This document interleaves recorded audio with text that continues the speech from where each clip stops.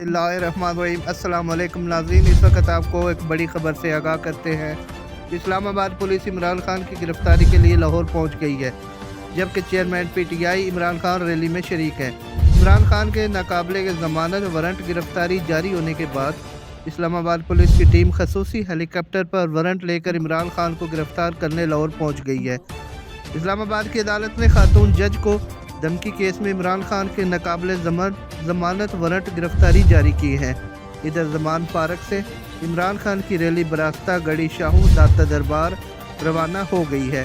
कारकुरान, मर्द व ख़वातीन और बच्चों की कसीर तादाद रैली में शरीक है। रैली के बायस ट्रैफिक शदीद जाम हो गया है। इमरान खान बुलेट प्रूफ और बम प्रूफ गाड़ी में रैली में शरीक है। सिक्योरिटी फोर्सेस की 6 गाड़ियाँ भी उनके साथ है।